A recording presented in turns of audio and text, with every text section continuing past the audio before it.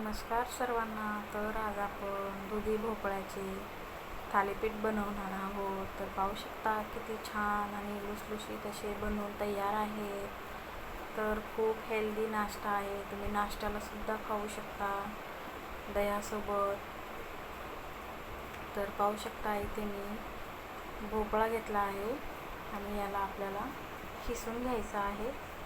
तर आता मी खिसून घेत आहे व्यवस्थित असा. जर तुम्हाला याची फुल रेसिपी पाहायची असेल तर तुम्ही नक्की चॅनलवर जाऊन पाहू शकता. तर पाहू शकता आता मी खिसून घेतलेला आहे आणि याच्यामध्ये आपल्याला पीठ घालून घ्यायचे. मी इथे गव्हाचं पीठ घेतलं आहे आणि मी आता याच्यामध्ये हळद, जिरे हे सर्व टाकून घेणार आहे. कोथिंबीर, आपल्याला ओवा पण घालायचा आहे. तर पाहू शकता मी मीठ टाकलं आहे चवीनुसार.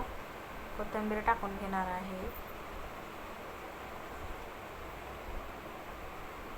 थोडंसं लाल तिखट टाकून घेणार आहे आणि याला आपल्याला आता मळून घ्यायचे. तर पाहू शकता मी मळून घेतले आहे आणि आता आपल्याला मी इकडे कपडा घेतला आहे स्वच्छ असा सुती कपडा आणि त्याच्यावरती आपल्याला हे व्यवस्थित असं थापून घ्यायचं आहे.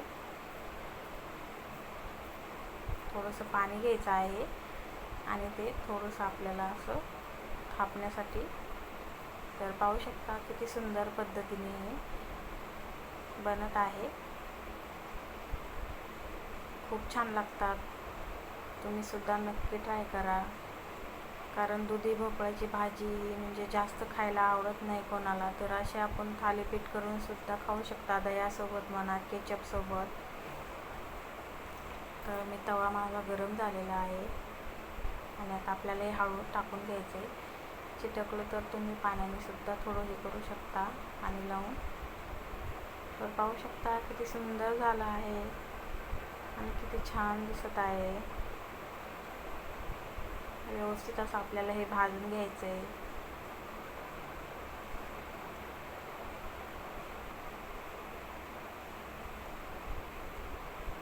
पाहू शकता किती छान बनवून तयार आहे.